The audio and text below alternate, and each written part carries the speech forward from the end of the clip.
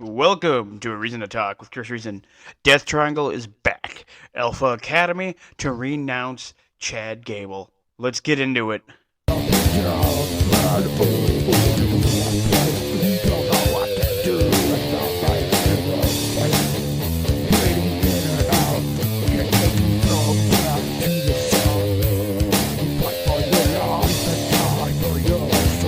This is A Reason to Talk with Chris Reason. Before we get into today's episode, let's hear from our sponsor, W Energy. Get your fix of a jitterless boost today with awesome flavors such as Beach and Peach, Calio Cream, and many, many more. Use promo code CRN10 to get 20% off your order today. Visit w.gg/discount/CRN10. That's promo code CRN10. That's w.gg/discount/CRN10. Link will be in the description below. All right, we're going to talk about Raw and AEW Dynamite here. Raw opened with Chad Gable facing off against Sami Zayn, with Gable's cronies from Alpha Academy following him. In my opinion, with Chad Gable starting to a heel turn, lose the fucking Alpha Academy, and go from there. We'll love to see Maxine work on her mic and wrestling skills down in NXT more, and give Otis a singles run better than when they gave him the one for Money in the Bank briefcase for 2 seconds. Chad Gable is a phenomenal wrestler, and giving him a heel turn could turn his popularity around and get a bigger pop and push to better things. With that being said, Chad Gable defeated Sami Zayn. Gable wanted Tozawa and Dupree to break the rules to help him win, but they both refused. Screamed at Otis to help him. Otis was conflicted before deciding against helping his leader. Once again, Gable slapped Otis for his insubordination. With Otis irate, he clobbered Zayn behind the official's back. Gable then took advantage of the Chaos Theory suplex to win the match. Another person would love to see with a better singles run, Akira Tozawa. No more bullshit comedy skits, no more 24/7 championships. He was fantastic in the Cruiserweight Classic tournament, for fuck's sake. Have him feud with people like Trick Williams or even Ricochet. And you want to blow the roof off that arena? Then book that match. Ricochet versus Akira Tozawa. Ricochet can work with pretty much fucking anyone and make that thing look ridiculous, and he'll sell his ass off. Braun Breaker defeated Kale Dixon via referee stoppage. What's with booking Braun against jobbers? He can wrestle. He can cut a decent promo. He's on the fucking main roster for a reason. Give him something to work with besides making him look like Ryback or just a roid rage lunatic trying to destroy things because he got pissed off. Push him. That's all you gotta do. Lyra Valkyrie defeated Io Sky in a Queen of the Ring semi-final match. I love seeing these matches because it shows that WWE is still trying with their women's division. I feel like we need another Mae Young Classic. In that sense, WWE can work towards another Evolution pay-per-view. It doesn't even have to be an Evolution pay-per-view or PLE. Do something, call it something else, or even have a more heavily featured women's division showing off in main events. I'll talk more about tournaments in another episode. Awesome Truth defeated the Judgment Day to retain the World Tag Team titles.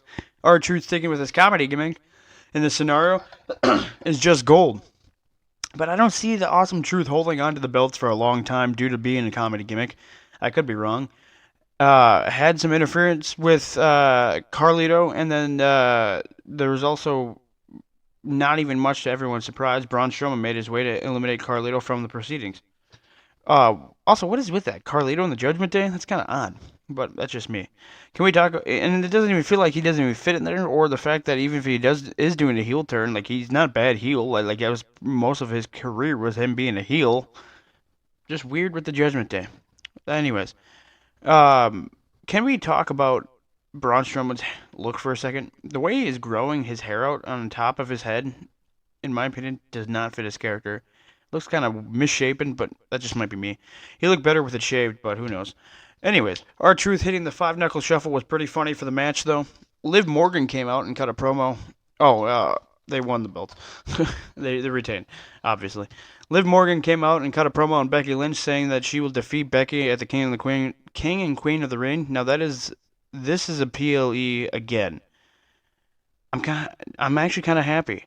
King of the Ring being a PLE / King and Queen of the Ring being a PLE is fucking great. We saw great moments and ridiculous moments at King of the Ring in the past, like Kurt Angle suplexing Shane McMahon 4 times through the glass. I'm just glad it's not another fucking just basic match on WWE.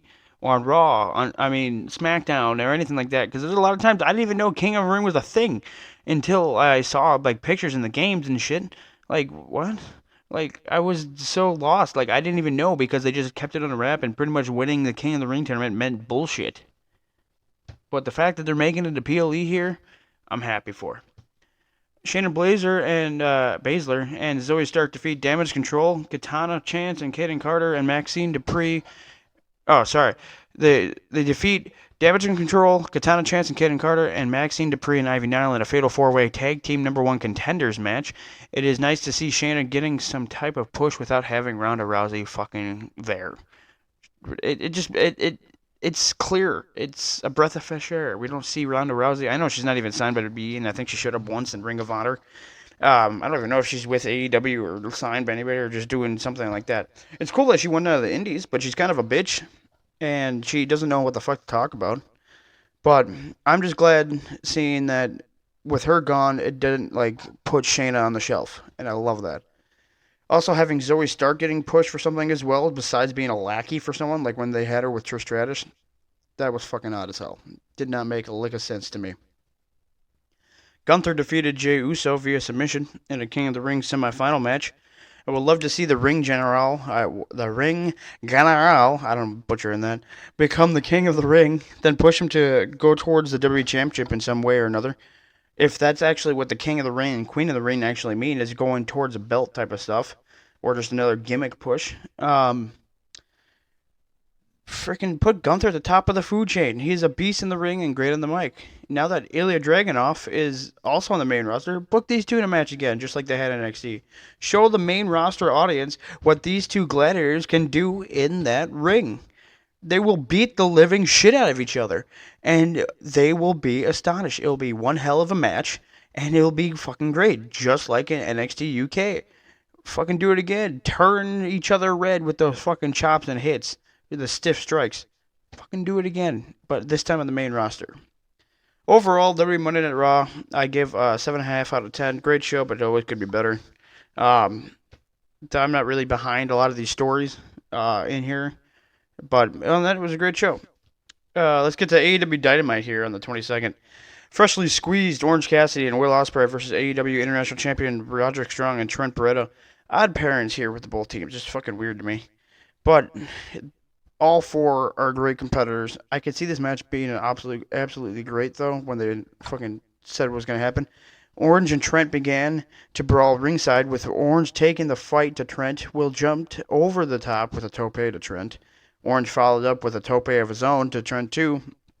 And then the Undisputed Kingdom distracted the ref long enough for Roderick to nail Ospreay with a backbreaker. Match was great, but a lot of interfering again. Trent Beretta and Roderick Strong win by pinfall. You don't need the interfering, guys. You guys are fucking great wrestlers. Put on a show. The Unified World Trios champions, the Bang Bang Gang, came down to the ring. The promo kind of sucked. Jay White was declaring that they were the greatest three-man team in the game. Then the bastard Pac appeared on the big screen on the stage saying he provoked Jay White and that there is 3-on-1 is not exactly fair. So let's bring out his friends. Lights went out and the Death Triangle appeared. Penta El Zero Ray Phoenix and Pac ran into the ring and began to brawl with the Bang Bang Gang. I think they all scattered, or the Bang Bang Gang scattered after that. But then I could see this feud getting blasted and becoming bigger than what we think it can, and them just putting on great fucking matches. The storyline sucks. Like you can even hear in the crowd, "Your writing sucks. Your writers suck." It could always be fucking better, and it needs to be in that sense.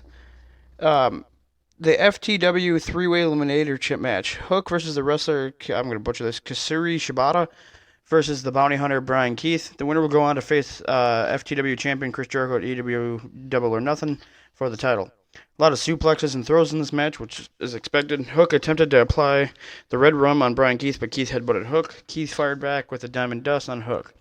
Shibata cracked Keith with a PK kick. And then Shibata put Keith in a heel hook, but Hook applied the red rum to Keith. Keith tapped out to both men. Both Hook and Shibata were declared the victors. For the love of God, get rid of the fucking FTW championship. This belt is only around in AEW because of Taz and the fact that his son is trying to win it. This is one of the most meaningless belts in the history of fucking championships. Taz only invented the fucking or brought in the FTW championship because he was being a little bitch back in ECW that he didn't have the ECW heavyweight championship, and now that it's fucking here, yeah, you're getting a slight push for somebody, but it like fucking ignores the fact that you have the international championship, the continental championship, the TNT championship, all these fucking minor not minor, but like lower card championships and mid card championships. You don't need the fucking FTW championship. Get rid of the FTW championship and see if we can get a huge women's division to do a tag team division for the women. That's just my opinion. AEW fucking book it. Like you have the trios championships, you have all these other fucking shit, but what the fuck's the point of having that shit? You even have the Ring of Honor fucking roster. Just do something with it. But the FTW, fucking put that shit in the trash. Put that shit in the graveyard finally and get rid of the fucking shit. I'm also kind of surprised WWE doesn't own that fucking thing. Alright, I'm gonna butcher this one. Oh, wait, hold on. I'm glad, it means nothing, but I do love the fact that Chris Jericho is working with these younger, lesser known, quote unquote, talents to boost them and not just be a pushover and like, I am winning and bearing everybody. Okay, so I'm gonna butcher this. Takasha versus Matt Seidel or Matt Seidel. Takasha battered Seidel to the mat. It was a great match between these two amazing competitors, but the storyline is kind of crap. Takesha, sorry, wins by pinfall, and after the match, he helps Seidel up only to take him down with a release German suplex. IWGP World Heavyweight Champion Jon Moxley, his music hits, and he comes into the ring through the crowd like normal. Takeshita, whatever, will be facing Jon Moxley at AEW Double or Nothing. Pretty much it was just a throwaway match just for John to fucking come out. AEW World Champion Swerve Strickland versus the Patriarchy. It's also dumb that this is not the main event because he is the fucking champion, but nonetheless. Yeah, Swerve Strickland versus the Patriarchy, Nick Wayne.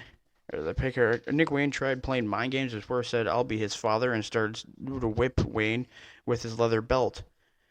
These two put on a great match. Two high flyers that know that what the hell they're doing in that ring. Big spot for Nick Wayne here. Good post-match angle with Christian Cage, whose longevity is surprisingly amazing. Malachi Black versus Kyle O'Reilly. There are huge rumors that Malachi is leaving shortly when his contract is up. Even if that's true, he is putting on great matches while still in AEW. They size each other up, they circle the ring, and feign jabs and kicks. Black grabs O'Reilly and presses him into the ropes before giving a clean break. They cautiously approach one another again, and O'Reilly grabs the wrist. These two put on a clinic in that squared circle. Love seeing the athletic ability between wrestlers who can put on a jaw-dropping match that also keeps the audience focused on what the fuck's going on. The bloodbath at the end on Black after was weird. They're pushing a quote-unquote brood angle with Adam Copeland. I don't mind that they're trying that, but is it still going to work the same like it did with him back in the day with Christian and Gangrel, and then they ended up losing Gangrel to the Hardys, and the Hardys joined Gangrel in the Brood. Plus, they didn't need the Brood. Well, I mean, the Brood helped, but they didn't need it because with them both moving on and being great fucking teams. But who knows? They're just trying something different in AEW, and they're trying to see if it works. Not really different. They're kind of repeating themselves, but the whole father angle with Christian's hilarious. AEW Women's World Champion Timeless Toni Storm and Mariah May versus the Outcasts Saraya and Harley Cameron. Toni Storm wore the Deeb's Dojo flag out to the ring. Was a decent match between all four competitors. Toni Storm and Mariah May win by pinfall after Storm hits Saraya with the Storm Zero. May hits Cameron with a Mayday, and then Storm hit Cameron with Storm Zero for the win. Serena Deeb runs out, hits Luther with a chair to the spine. Deeb takes out May and hits Storm with a high heel shoe to the head. Deeb puts the chair on Storm and applies a single leg crab over the chair. Storm screams in pain and taps out. AEW referees run down and get Deeb off Storm. Now this is going to be a hell of a storyline, but it's something. The American Dragon, Bryan Danielson versus Satnam Singh. Of course, Singh has his whole stable in his quarter, like, because he can't work for shit. The visual of the size differential is amazing, though. A big wrestler versus little wrestler. We've seen it many times. Singh can barely move around in this match, which makes sense for how big he is, but Danielson put on great fucking work in this match. He can work well with mostly everybody. He tries to Satnam Singh tries. I think Jarrett was trying to rip off the turnbuckle, but then Satnam Singh ripped off the turnbuckle pad off the corner, and referee calls for disqualification. And the American Dragon, Bryan Danielson, wins. The Young Bucks come out and try attacking Danielson after handing over an envelope full of cash to Singh and them. Okada comes out and Jack Perry attack Danielson from behind. Okada hits Danielson with a Rainmaker. The Jacksons pull Danielson out of the ring and drag him up the ramp. Okada reveals a table set up on the floor. They set up for a powerbomb off the stage, but Darby Allin is shown arriving in the arena on the screen. Tony Khan is driving the vehicle. They could have powerbombed Danielson off the ramp a few times at this point. Darby Allin walks out with a flamethrower. Danielson then flips Nicholas off the ramp and through the table. Allin and Danielson stand tall on the ramp with the flamethrower going off. Matthews' side was busted open from going through the table.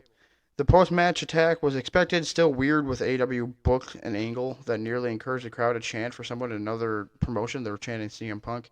The Matthew Nicholas stuff, that is fucking over the top. It's over the top, so over the top, it kind of sucks, and it's fucking weird. Overall, it was a good episode of AEW. I'm giving it a 7 out of 10. A lot of work to do, a lot of promos, a lot of storylines could be better. But anyways, I digress. Thank you for joining me on today's episode of Reason Talk with Chris Reason. Check out W Energy once again at w.gg/discount/CRN10. Use promo code CRN10 and get 20% off your order today. Hit that subscribe button and make sure you click the notification bell and select all if you're listening to this on YouTube. Otherwise, hit that follow button, hit the like on everywhere else. Peace and bacon grease.